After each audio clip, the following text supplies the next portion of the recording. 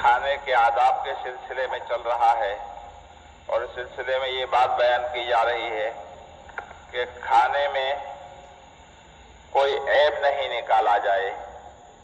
اگر پسند آئے تو اچھی طرح کھا لے اللہ کی نعمت کا شکر ادا کرتے ہوئے. اگر نہ پسند آئے تو خاموشی کے ساتھ اٹھ جائے, دوسرے وقت میں کھا لیا جائے. تھوڑے ہی گھنٹے کا فرق ہوتا ہے, کوئی زیادہ فرق نہیں پڑتا اس میں. ہمارے بزرگوں کی حالات دیکھتے ہیں تو اس سلسلے میں بڑی احتیاط برتتے تھے.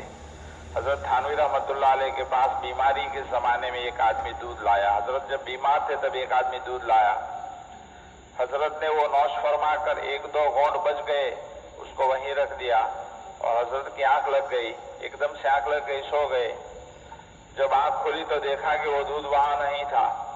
ایک صاحب کھڑے تھے, ان سے پوچھا کہ یہاں پر دودھ رکھا ہے, کہاں گیا؟ انہوں نے کہا میں نے تو نے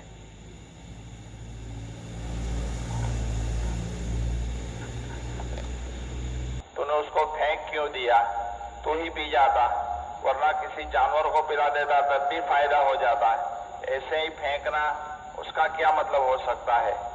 تو پتا چلا کہ ایک دو گھونٹ بچے تھے, اس کے بھی کتنے اللہ والے قدر کرتے ہیں. جب خود پی لینا چاہے یا جانور کو پلا دیتے تو بھی فائدہ ہوتا. تو ہمارے بزرگوں کے یہاں اس بات کا بڑا اہتمام رہتا تھا کہ کوئی بھی چیز برباد نہ ہونے پائے. اگر ایک ذرہ بھی برباد ہو جاتا تو خور تھے. کبھی کسی پھل کا مزہ تھوڑا سا بدل جاتا, ایک طرف سے تھوڑا سا زیادہ پک جانے کی وجہ سے بہت سی طبیعتیں اس کو کھانا پسند نہیں کرتی تھی.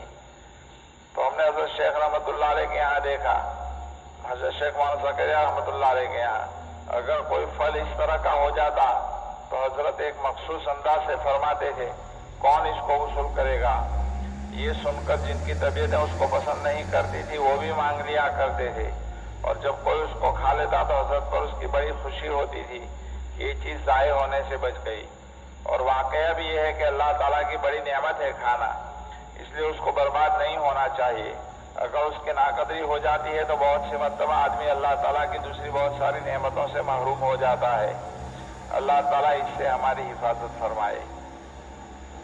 یہاں نبی کریم صلی اللہ علیہ وسلم کا کھانے کے معاملے کا ایک ادب بتلا دیا کہ ما آب رسول اللہ صلی اللہ علیہ وسلم طعام قط. اس حدیث میں بتلایا کہ آپ صلی اللہ علیہ وسلم نے کبھی کسی کھانے پر عیب نہیں لگایا.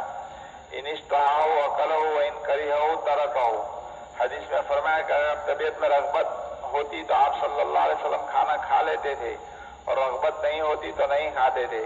اس سے ایک بات یہ بھی معلوم ہوئی کہ کوئی ضروری نہیں کہ ہر چیز ہماری طبیعت کو پسند ہی آ جائے. بعض کھانے ایسے بھی ہوتے ہیں جو آپ صلی اللہ علیہ وسلم کی طبیعت کو پسند نہیں تھے, لیکن آپ صلی اللہ علیہ وسلم کبھی اس کی برائی نہیں فرماتے تھے, اس پر عیب نہیں لگاتے تھے. ہم کو پسند نہیں ہے لیکن دوسرے بہت سے لوگوں کو پسند ہوتا ہے, وہ کھا لیتے ہیں بڑے شوق کے ساتھ, اس لیے عیب نہیں لگانا چاہیے. مثلا بڑے جانور, چھوٹے جانور کی سیری جو ہوتی ہے, سر کا حصہ, اس میں جیب وغیرہ ہوتی ہے, اس کو بعض لوگ پسند کرتے ہیں دل سے اور بعض لوگ پسند نہیں کرتے.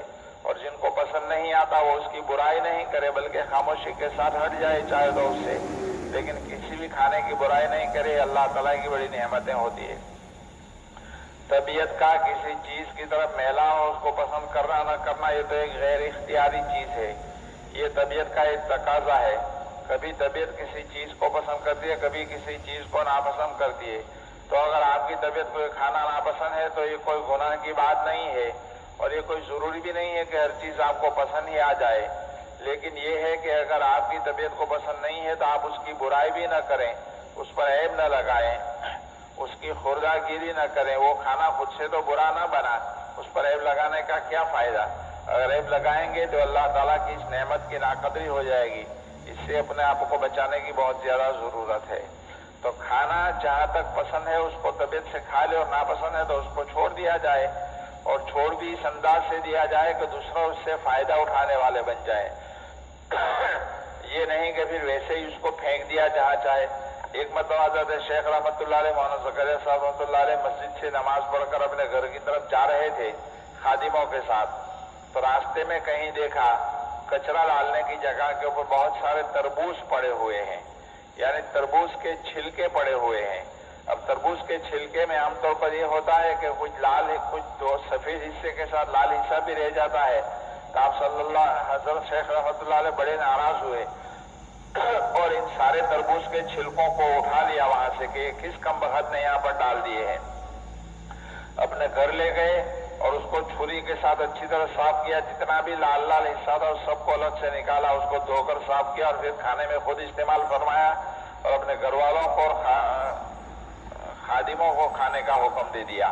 تو اس طرح گویا کہ نعمت کی قدردانی ہونی چاہیے. ناقدری سے اللہ تعالیٰ ناراض ہو جائے نا، آئندہ نعمتیں چھین جاتی ہے، اس کا بڑا اہتمام کرنا چاہیے. اللہ پاک ہمیں توفیق عطا فرمائے. درود شریف.